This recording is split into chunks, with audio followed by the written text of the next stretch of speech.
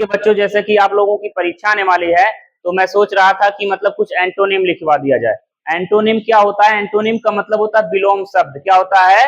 विलोम शब्द। जैसे दिन का रात, रात का दिन, ठंडा का गर्म, गर्म का ठंडा, ठीक है, इसी प्रकार से होता है। तो यहाँ पे आपका है अबेंडन। अबेंडन का मतलब होता है त्याग देना या छोड़ देना, ठीक है। अबेंडन का मतलब होता है त्याग देना या छोड़ देना,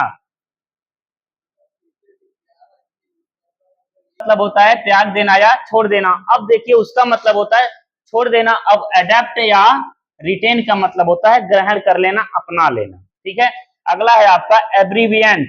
क्या है? एब्रीविएट है। एब्रीविएट का मतलब होता है संक्षिप्त करना, और इनलार्ज और इंक्रीज का मतलब होता है बड़ा करना। एपैथी का मतलब होता है उदासीनता, रुचि शून्यता और इन्वॉल्वमेंट, और कंक्योर का मतलब होता है उसमें संलग्न हो जाना। अपलाड का मतलब होता है प्रशंसा करना, ताली बजाना, और क्रिटिसाइज का मतलब होता है आलोचना करना। कंडेम का मतलब होता है आलोचना करना यानी बुराई करना। अंडरस्टैंड? अगला है बाबू आपका एंटीपैथी, मतलब घृणा या अनिच्छा, और अफेक्शन का मतलब और लाइकिंग का मतलब होता है स्नेह यानी प्रेम भाव या पसंद करना। अब देखेंगे एडामेंट का मतलब होता है कठोर या सुदृढ़, और यहाँ पे होता है फ्लेक्सिबल या एग्रीएबल। फ्लेक्सिबल या एग्रीएबल यानी कि लचीलापन, राजीनामा। अगला है एडजर्न। एडजर्न का मतलब होता है विलंब करना, और कन्वीन का मतलब होता है, प्रोसीड का मतलब होता है जारी रखना। अगला है बच्चों अटेनमेंट का मतलब होता है प्राप्ति, और फेलियर का मतलब होता है असफलता, और इसका भी मतलब होता है अबॉर्शन का भी मतलब होता है सफलता, असफलता, ठीक। यहाँ पे देखिए यानी एबॉर्शन, एबॉर्शन का मतलब न प्राप्त हुआ, यानी कि यहाँ पे फेलियर है, असफल है, और यहाँ पे प्राप्ति है, ठीक है।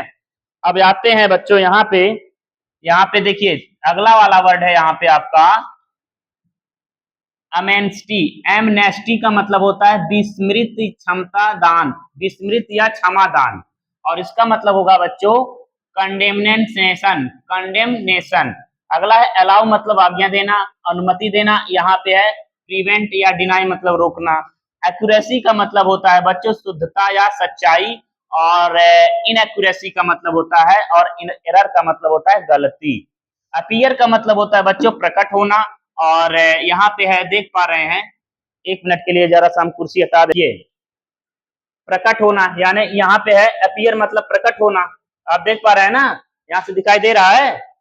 चलिए, अपीयर का मतलब प्रकट होना, और डिसअपीयर का मतलब या वैनिश का मतलब गायब हो जाना। अगला है बच्चों एग्रीमेंट का मतलब समझौता कर लेना, जैसे कि दो चीजें, जो दो मामला एक दो पक्षों के बीच चल रहा है, तो कहते हैं एग्रीमेंट कर लो, राजीनामा, यानी कि राजीनामा या समझौता कर लो। और डिसएग्रीमेंट का मतलब समझौता न करना, राजी नहीं होना। एड का मतलब होता है एआईडी, एआईडी का मतलब होता है सहायता करना, और अपोज और डिटर का मतलब होता है विरोध करना। अगला है एम्पल का मतलब होता है यनोस्ट या पर्याप्त, और इन इनएडिक्वेट का मतलब होता है अपर्याप्त। अगला है बच्चों एसेट। एसेट का मतलब होता है संपत्ति यानी धन दौलत, जिसे कहते हैं एसेट यानी संपत्ति। और लिबर्टी या डेब्ट का मतलब होता है कर्ज। अगला है बच्चों आपका अपार्टमेंट।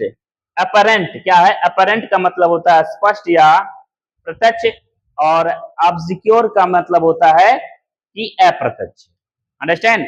आई होप कि ये आप लोगों को समझ में आई होगी, और ये वीडियो मैं अपलोड कर दूंगा, और आप लोग जाकर के इसका रिवीजन कर लेंगे। Thank you.